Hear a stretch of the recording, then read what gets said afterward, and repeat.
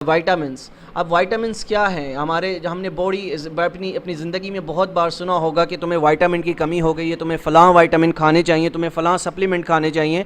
अब ये वाइटामिन्स हैं क्या? ये वाइटामिन्स किस लिए ज़रूरी हैं, ये आज हम पढ़ेंगे। Vitamins are essential nutrients found in foods. तो सबसे पहले जो वाइटामिन्स हैं ये हमें कहाँ से मिलते हैं? ये फूड से मिलते हैं। हमें किसी सप्लीमेंट से खाने की ज़रूरत नहीं है। सप्लीमेंट जब हमें ज़रूरत पड़ती है, जब हमें बहुत ज़्यादा कमी हो गई हो, जो कि फ़ूड से कंप्लीट ना हो सकती हो, तो तब जाकर हम इसकी जो सप्लीमेंट्स जो हैं वो डॉक्टर हमें रिकमेंड करते हैं।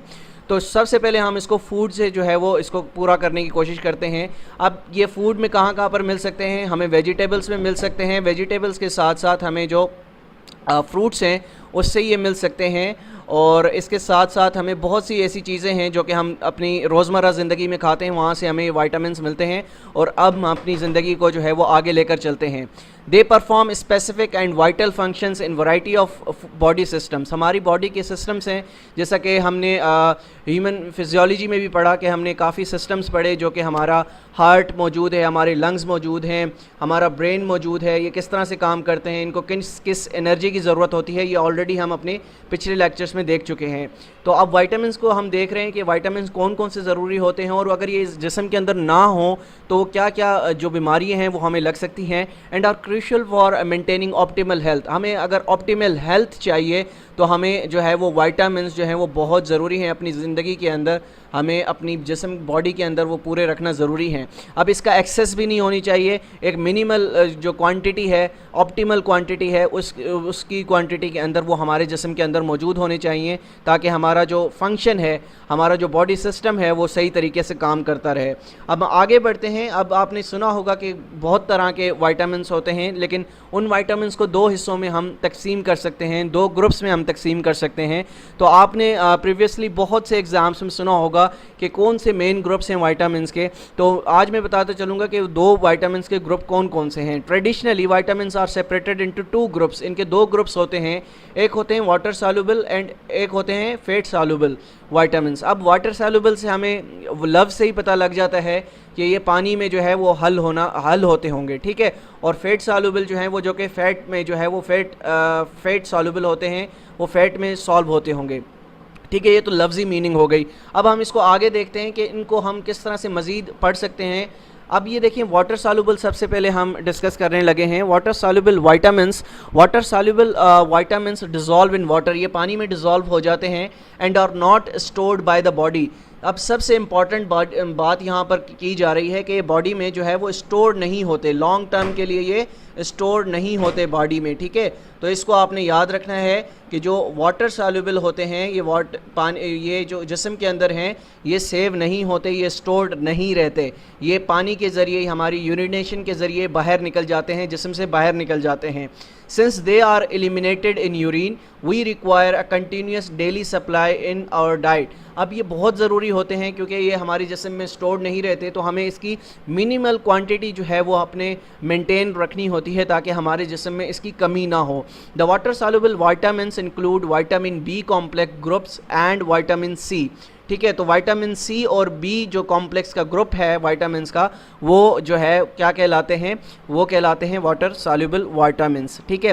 तो इसको याद रखिएगा, जो बी ग्रुप के जो वाइटामिन्स होते हैं B1, B2, B3 and B6, ये कौन से वाइटामिन्स हैं? ये वाटर सॉल्युबल वाइटामिन्स हैं। और वाइटामिन सी भी जो है वो वाटर सॉल्युबल वाइटामिन्स हैं, जो कि हमारी बॉडी के अंदर स्टोर्ड नहीं रहते। अब हम आपको दिखा लेते हैं वो कौन कौन से वाइटामिन्स हैं। बी कॉम्प्लेक्स ग्रुप में देख लेते हैं कौन कौन से वाइटामिन्स हैं। वाइटामिन बी कॉम्प्लेक्स ग्रुप के अंदर हमारे पास वाइटामिन B1 होता है, वाइटामिन B2 होता है, वाइटामिन B3 होता है, वाइटामिन B6 होता है और वाइटामिन B12 होता है। तो ये ग्रुप है किसका? बी कॉम्प्लेक्स ग्रुप का। यानी वाइटामिन बी के अंदर फर्दर काफ़ी सारे वाइटामिन्स होते हैं, B1, B2, B3, B6 and B12। तो उनको हम कहते हैं वाइटामिन बी कॉम्प्लेक्स ग्रुप। ये कौन से हैं? सारे के सारे ये क्या हैं? वाटर सॉल्युबल वाइटामिन्स हैं अलॉन्ग विद वाइटामिन सी। तो वाइटामिन सी भी जो है वो वाटर सॉल्युबल है, ठीक है। यहाँ तक बात आपको समझ आ गई होगी, एक ग्रुप आपको समझ आ गया होगा। अब हम देखते हैं फैट सॉल्युबल वाइटामिन्स कौन से होते हैं, ये भी समझने का बहुत ज़रूरी है। Vitamin C ascorbic acid and ascorbate, इसको ये कहते हैं विटामिन सी जो है जो कि वाटर सॉल्युबल है, इसको क्या कहते हैं, इसको एस्कॉर्बिक एसिड भी बोलते हैं और एस्कॉर्बेट भी बोलते हैं। इसको आपका इसका केमिकल नेम आपको याद होना चाहिए। The body needs vitamin C also known as ascorbic acid and ascorbate to remain in proper working condition. ठीक है, अब हमारी जो बॉडी है इसको विटामिन सी की भी ज़रूरत होती है। अगर हमारे अंदर विटामिन सी जो है वो सही तरीके से मौजूद नहीं होगा तो हमें क्या हो सकती है, हमें स्कर्वी हो सकती है। ठीक है, स्कर्वी एक बीमारी है जो कि हमें लग सकती है। इसी के साथ साथ हमारा जो ब्लड प्रेशर होता है, ठीक है, उसको भी ये रेगुलेट करने में काफ़ी मददगार साबित होता है विटामिन सी। ठीक है, तो इंसानी जिस्म के अंदर इसका होना बहुत ज़रूरी है। आगे हम चलते हैं, इसके बारे में मज़ीद पढ़ते हैं। विटामिन सी आल्सो एड्स इन वाउंड हीलिंग। आपको कोई ज़ख़म लग गया, चोट लग गई, सपोज़ आपको कोई ज़ख़म लग गया है, कोई खेलते हुए ज़ख़म लग गया है या एक्सीडेंट में आपको कोई ज़ख़म आ गया है, तो ये क्या करता है, ये हीलिंग में मदद करता है या आपका जो ज़ख़म होगा उसको जल्द से जल्द ठीक करने में मददगार साबित होता है vitamin C. Bone and tooth formation भी इसके लिए जो है वो इसके होते हुए काफ़ी अच्छी हो जाती है। स्ट्रेंथिंग ब्लड वेसल, जैसा कि मैंने आपको बताया कि ब्लड प्रेशर को कंट्रोल रखता है, जो हार्ट की हेल्थ है उसको बड़ा ज़बरदस्त किस्म से रखता है और इसी वजह से आपका जो ब्लड प्रेशर है वो रेगुलेट करने में मदद करता है। इम्प्रूविंग इम्यून सिस्टम फंक्शन, अब जैसा कि आपने देखा होगा जब कोरोना वायरस आया तो बहुत से लोग जो है वो विटामिन सी का इंटेक कर रहे थे ताकि वो अपनी इम्यूनिटी को बूस्ट अप कर सकें। Increasing absorption and utilization of iron and acting as an antioxidant. ठीक है, तो ये है विटामिन सी का काम। और विटामिन सी क्या है, along with B group complex हमारे विटामिन्स हैं वो वाटर सॉल्युबल हैं। ठीक है, इसके बाद हम पढ़ते हैं फैट सॉल्युबल विटामिन्स। वो कौन कौन से हैं जो कि फैट सॉल्युबल विटामिन्स हैं, जो कि स्टोर्ड हो जाते हैं हमारे जिस्म में। इसको आप ऐसे भी याद रख सकते हैं कि आपके जो वाटर सॉल्युबल विटामिन्स हैं ये स्टोर्ड नहीं होते जिस्म के अंदर, और जो फैट सॉल्युबल विटामिन्स हैं ये आपके जिस्म के अंदर स्टोर रह सकते हैं। ठीक है, अब कौन कौन से हमारे फैट सॉल्युबल विटामिन्स हैं इसको पढ़ लेते हैं। The fat soluble vitamins A, D, E and के और stored in the body for a long periods of time, यानी बहुत अरसे तक ये जिस्म के अंदर जो है वो सेव रह सकते हैं, स्टोर रह सकते हैं। And generally pose a greater risk for toxicity than water soluble vitamins when consumed in excess. अगर हम इन विटामिन्स को ज़्यादा लेंगे, ज़्यादा मकदार में जो है वो इनटेक करेंगे तो ये हमारे लिए टॉक्सिटी भी क्रिएट कर सकते हैं और हर चीज़ excess of everything is bad. तो इसी तरीके से अगर हम ए, डी एंड के जो विटामिन्स हैं ये अगर हम ज़्यादा तादाद में कंज्यूम करेंगे तो हमारे जो जिस्म है, हमारा जो जिस्म है उसमें बेतहाशा चीज़ों की जो है वो एबनॉर्मलिटी पैदा हो सकती है। तो हमने बिल्कुल इसको मिकदार में खाना होता है ताकि हमारा जो बॉडी सिस्टम है वो इसको सही तरीके से कंज्यूम कर सके और हमारा जो बॉडी सिस्टम है वो सही तरीके से चल सके। अब deficiencies of vitamins leads to the following disease. अब मेन इंपॉर्टेंट डिजीज़ मैं आपको यहाँ पर बता रहा हूँ और जो मोस्ट आस्क्ड क्वेश्चन है हमारे एग्जामिनर हमसे पूछते हैं वो भी हमने लास्ट में रखा है कि जो क्वेश्चन आपसे एक्सपेक्ट किए जा सकते हैं, एग्जाम्स में पूछे जा सकते हैं, वो भी आपने करने हैं। Deficiency of vitamin A leads to what? It leads to night blindness. ठीक है, अगर आपके जिस्म के अंदर विटामिन ए की कमी होगी तो आपको क्या बीमारी हो सकती है? आपको नाइट ब्लाइंडनेस हो सकती है। ठीक है, उसके बाद deficiency of vitamin D leads to what? Rickets आपको हो सकते हैं। ठीक है, हड्डियों की बीमारी आपको हो सकती है। ठीक है, उसके बाद अगर हमारे अंदर विटामिन की डेफिशिएंसी होगी, E leads to what? E leads to unable to absorb fats. अब हमारे जिस्म के अंदर जो फैट्स होंगे उसको एब्जॉर्ब करने में हमें हमारे जिस्म को जो है वो मुश्किलात का सामना होगा अगर हमारे जिस्म के अंदर विटामिन ई मौजूद नहीं होगा।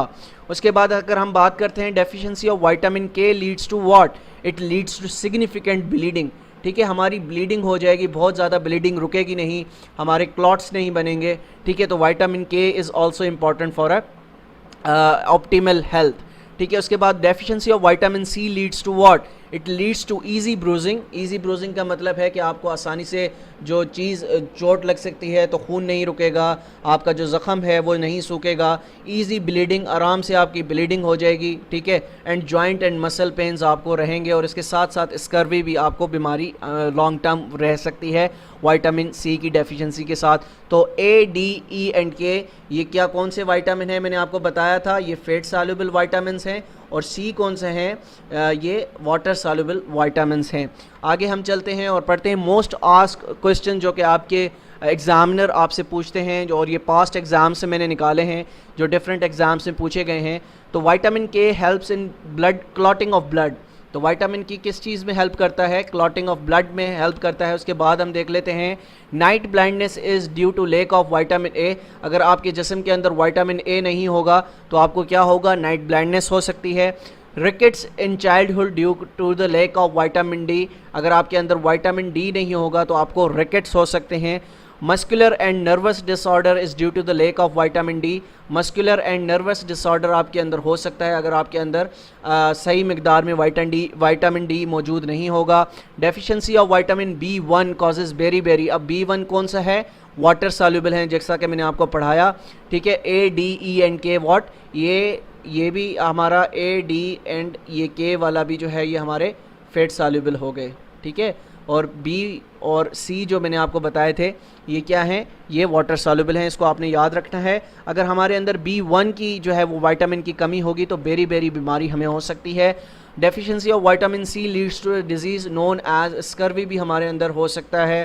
ठीक है, vitamin D can be most easily synthesize in human body. Synthesize का मतलब है पैदा हो सकता है। कैसे पैदा हो सकता है, अगर आप सूरज के नीचे बैठे हैं, उसकी रोशनी ले रहे हैं तो विटामिन डी आपके अंदर प्रोड्यूस हो सकता है ईजिली। ठीक है, आपको कुछ चीज़ खाने की ज़रूरत नहीं है, कोई फूड खाने की ज़रूरत नहीं है कि through the sunlight you can synthesise the vitamin D.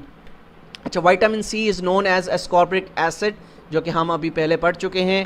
ठीक है, vitamin D is provided by sunlight to the body, यानी सूरज की रोशनी जो पड़ती है उससे हमें विटामिन डी मिलता है। और vitamin D prevents bone disease. हमारी बोन डिजीज़, अगर अब आपने देखा होगा कि हमारे बुज़ुर्गों की टांगों में या हड्डियों में बहुत ज़्यादा दर्द होता है, it is due to the lack of vitamin D. ठीक है, तो विटामिन डी की वजह से हमारी हड्डियों में भी पेन होता है। तो ये आज का हमारा लेक्चर था। उम्मीद करता हूँ ये लेक्चर आपको बहुत पसंद आया होगा।